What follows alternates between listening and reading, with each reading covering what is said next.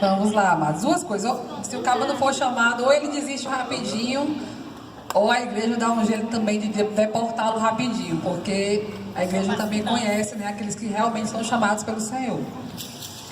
E Paulo continua aqui falando sobre a área de relacionamentos interpessoais. Como é que um presbítero deve se portar quanto aos seus relacionamentos, né? Aí ele destaca aqui 4 coisas. Primeiro, o presbítero não pode ser violento, não violento. Um presbítero, como eu falei, ele é um pastor que busca as ovelhas para apacentá-las e não para golpeá-las. Um presbítero não pode agredir as pessoas com palavras nem com atitudes. Não pode ser rude com as ovelhas. O presbítero é alguém que atrai as pessoas pela sua doçura e graça. As pessoas correm para ele na hora da aflição. Então ele é alguém que é visto como um apacentador, alguém que cuida, alguém que acolhe, né? Equilibrado, né? O presbítero ele precisa ser cordato. Cordato é uma pessoa que luta pela paz, ele é um pacificador. Não acorda cedo, não? Aqui não tem isso não, né, Pedro? Não é alguém que acorda cedo, viu, irmão? É alguém que é pacificador, que ele não é um construtor, ele é um construtor de pontes e não um cavador de abismo, né? Ele é alguém que trabalha sempre pela unidade da igreja, pela unidade dos irmãos. Ele não espalha boatos, mas promove reconciliação. Não atiça o fogo da contenda, mas apaga as chamas da malquerência. Ou seja, está tendo uma confusão, ele vai chegar lá para apaziguar o negócio, não para colocar lenha na fogueira, né? Ele precisa ser inimigo de contendas. Não basta ao presbítero ele não criar contendas, ele não pode ser passivo diante delas. O líder cristão ele é inimigo de contendas, ele é engajado na promoção da paz. Suas palavras e suas atitudes são cuidadosamente pensadas para não colocar uma pessoa contra a outra. Ou seja, é alguém maduro, é alguém experiente, que ele está sempre procurando ver o melhor das pessoas, ele está sempre procurando pacificar todas as situações. E o presbítero também precisa ser hospitaleiro, né? Ele deve ter o coração aberto, o bolso aberto e a casa aberta. Tem prazer em receber as pessoas em sua casa e ajudá-las em suas necessidades, né? Ou seja, um pastor, um presbítero, ele precisa ser alguém que gosta do povo, que gosta do cheiro de ovelha, que gosta de receber, que gosta de cuidar, que gosta de ajudar. O nosso presbítero César, né, como foi falado aqui, que presbítero é pastor, né, ele realmente também é um pastor. Ele é um pastor de casais, né? Ele é um pastor das famílias da igreja. Então, como todos nós conhecemos, ele exerce muito bem o seu ministério, cuidando das famílias, cuidando dos casais. E ao que me consta do que eu conheço já há alguns anos, é alguém sim que gosta de ajudar, é alguém sim que abre as portas da sua casa para os irmãos orarem. Quantas vigílias abençoadas eu fui lá, quantas consagrações boas. Então, o nosso presbítero está aqui bem identificado nessa lista, né? E quanto à reputação pessoal, 2 virtudes são mencionadas aqui. O presbítero ele precisa ser irrepreensível, que está lá no capítulo 3, versículo 2. É necessário, portanto, que o bispo seja irrepreensível. Esse contexto de bispo, né, na verdade, era como se fosse um pastor presidente, né? Mas se aplica tanto, também porque é um pastor, e presbítero e pastor, como eu falei, no conceito de Paulo, eram a mesma pessoa. Então, o catálogo de virtude do presbítero começa com um requisito que abrange tudo, né? Ou seja, se ele é irrepreensível, ele vai ser em todas as áreas, né? Uma pessoa irrepreensível é aquela que não apresenta nenhum defeito óbvio de caráter ou de conduta na sua vida passada ou presente, que os maliciosos, seja dentro, seja fora da igreja, possam explorar para desacreditá-lo. Ou seja, assim como Paulo dizia que Timóteo ele tinha uma conduta aprovada, tanto antes de exercer o ministério como durante, assim deve ser o presbítero, né? Lógico que isso não se encaixa na vida pregressa da pessoa antes de conhecer a Cristo. Porque quando nós aceitamos a Jesus, todas as coisas passaram e nós somos nova criatura. Mas a sua conduta após conhecer Cristo, ela deve ser uma conduta que não traga mancha na sua vida, né? Tá dormindo, né? Trata-se daquela pessoa que não está exposta a ataque ou censura. Uma pessoa irrepreensível não é a mesma coisa que uma pessoa perfeita. Irmão, então tem que ser perfeita, a pessoa não pode ter defeito nenhum. Não, então eu vou já procurar um monte de defeito aqui nos presbíteros para apontar. Não, irmãos, não é isso, né? Trata-se de alguém que tem uma vida coerente no lar, na igreja, no trabalho e na sociedade. Ou seja, alguém que tem um testemunho cristão onde quer que ele esteja. Alguém que onde ele está, ele é conhecido como um servo de Deus. Alguém que dá um testemunho de Cristo, né? Ele é um homem que não tem vida dupla. Ou seja, uma coisa na igreja, outra coisa em casa. Uma coisa na igreja, outra coisa no trabalho, né? É uma pessoa plenamente confiável, inexpugnável. Os inimigos podem levantar contra o presbítero toda sorte de acusações, como fizeram com Paulo, né? Os falsos mestres levantaram contra ele várias acusações. Mas ele sairá ileso, pois não apenas tem uma boa reputação, mas também a merece, né? E quanto à área pedagógica, a Bíblia diz que o presbítero precisa ser apto para ensinar. Capítulo 3, versículo 2. A palavra grega didáticos, traduzida por apto para ensinar, significa habilidade e aptidão para ensinar. O presbítero precisa ser um homem que se afadigue na palavra e no ensino. O presbítero é um mestre que ensina o significado da verdade cristã. É um estudioso que se esmera tanto no estudo como no ensino. E ensina tanto pela palavra como pelo seu próprio exemplo. Ensina com a sua palavra e ensina também com as suas obras, por meio do seu testemunho cristão. Então, como os irmãos observaram, Paulo ele fala vários critérios sobre o presbítero, né?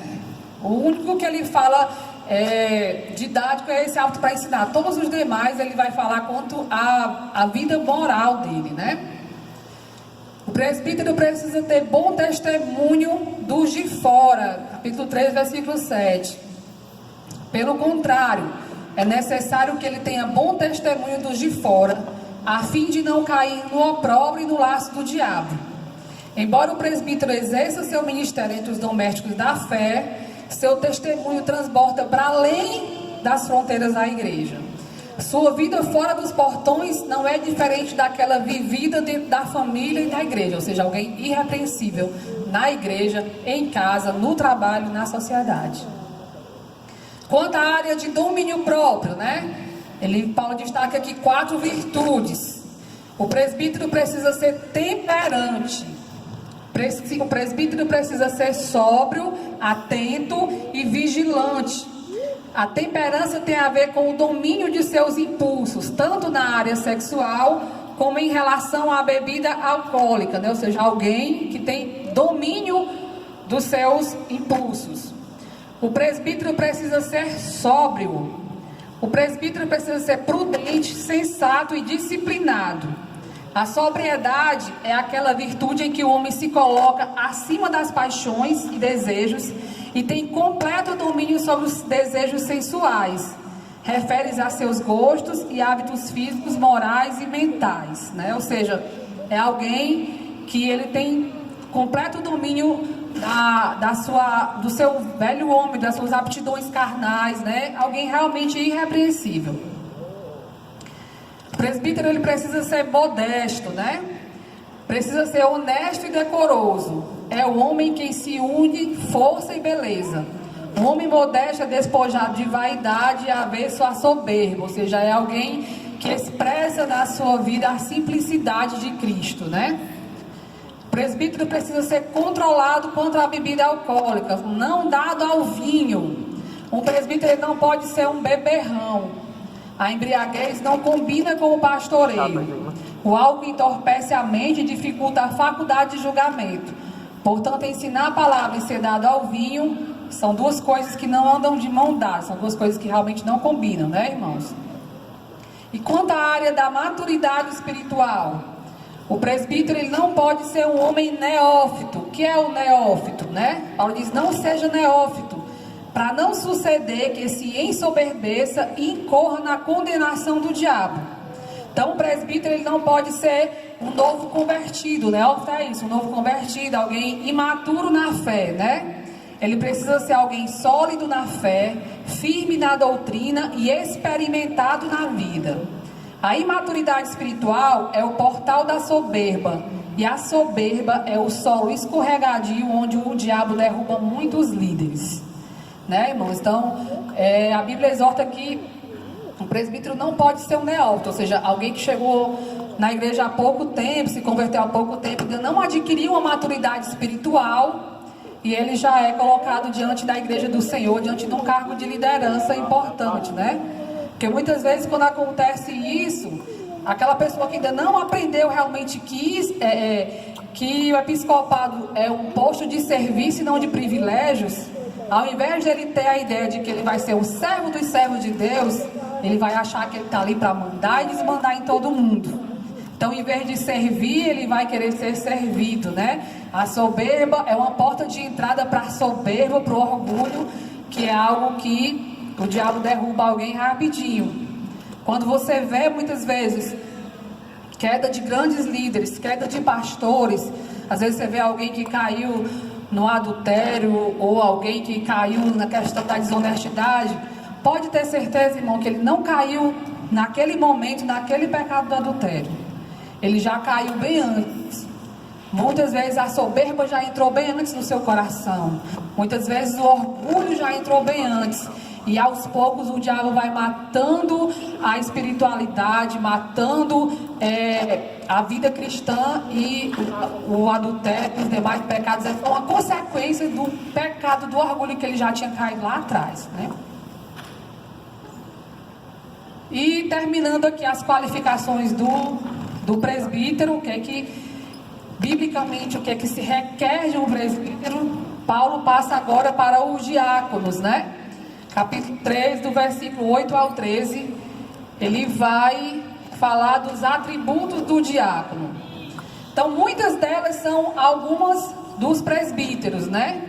Diáconos, no grego é o servo que coopera com aqueles que se dedicam à oração e ao ministério da palavra. Então, os primeiros diáconos foram nomeados assistentes dos apóstolos. Há 2 ministérios na igreja, né? Na igreja de Atos, a gente vê que a diaconia das mesas e a diaconia da palavra, ou seja, a ação social aliada à pregação do evangelho. O ministério das mesas não substitui o ministério da palavra, nem o ministério da palavra dispensa o ministério das mesas. Nenhum dos 2 ministérios é superior ao outro. Ambos são ministérios cristãos que exigem pessoas espirituais e cheias do Espírito Santo para exercê-los, né? A única diferença está na forma que cada ministério assume, exigindo dons e chamados diferentes. Ou seja, na igreja primitiva, Paulo tinha a assistência social às viúvas, que a gente vai já ver quais eram as exigências para isso. E ele separou os diáconos, né, para servirem às mesas, enquanto os presbíteros, os pastores, eles se dedicavam à palavra e à oração.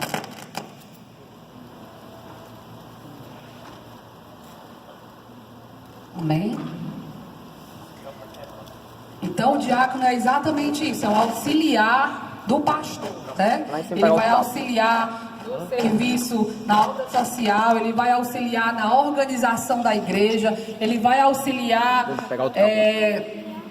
no cuidado, no discipulado, no evangelismo dos demais irmãos, enquanto o pastor ele se dedica ao estudo da palavra, se dedica à oração. Os diáconos foram elegidos para dar esse suporte ao pastor, né? E quais são as qualificações do diácono? Em primeiro lugar, o diácono precisa ser um homem respeitável. Semelhantemente, quanto a diáconos, é necessário que sejam respeitáveis. O diácono precisa ser um homem digno de respeito, de caráter impoluto, de vida irrepreensível, de conduta ilibada. Ou seja, assim como os presbíteros, eles também precisam ter um testemunho ileso, uma vida correta diante de Deus e dos homens. Em segundo lugar, o diácono precisa ser um homem de uma só palavra. O diácono precisa ser um homem verdadeiro, íntegro em suas palavras e consistente em sua vida. Ele não é fofoqueiro, não é dado a mexericos, né? Não diz uma coisa aqui e outra acolá, ou seja, não é um de duas conversas. Ou ele é, como diz a palavra, sim, sim, não, não. Não é maldizente, nem joga uma pessoa contra a outra, ou seja, ele também é um pacificador. Tem peso em suas palavras, é confiável no que diz.